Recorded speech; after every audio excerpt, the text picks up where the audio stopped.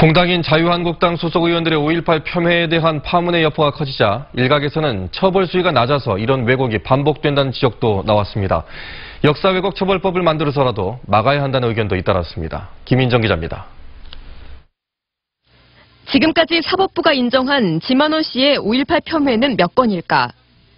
5.18이 북한군 소행이라는 신문 광고를 해 2002년 당시 명예훼손죄가 인정됐고 징역 10월에 집행유예 2년이 선고됐습니다. 같은 주장을 극우 매체 호외로 유포한 죄로 8,200만 원을 피해자들에게 배상하라는 대법원 판결도 최근 확정됐습니다. 그러나 이런 판결과 잇단 형사재판에도 지씨는 국회에서까지 같은 주장을 늘어놨습니다. 여러 건의 형사 사건에 연루돼 있고 또 민사상 이제 불법행위 책임이 인정된 사람이 계속 그 같은 행위를 반복하고 있거든요.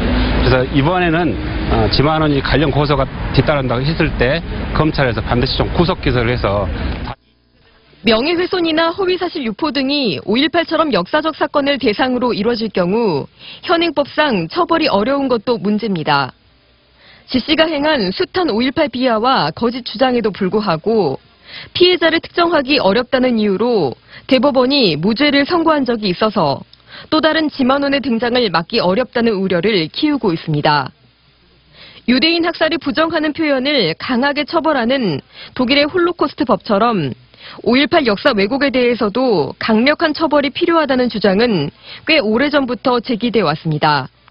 왜곡의 입법례도 있기 때문에 조금 더 신중하지만 5.18 민주화운동을 역사적 사실에 대해서 날조를 하거나 완전히 폄훼를 하거나 이러한 행위에 대해서는 형사처벌을 도입하는 것이 좀 필요하지 않는가. 민주당은 이 같은 필요에 의해 발의되고도 국회에서 잠을 자고 있는 5.18 왜곡 처벌법 제정을 다시 추진하기로 했습니다. 중대한 역사 왜곡 행위를 처벌하는 법률 제정도 당론으로 추진하겠습니다. 의도적인 허위 주장과 역사 왜곡이 국가폭력 희생자들의 존엄을 위협할 경우 어떻게 대응해야 할지에 대한 사회적 논의가 이제는 물꼬를 터야 할 것으로 보입니다. MBC 뉴스 김인정입니다.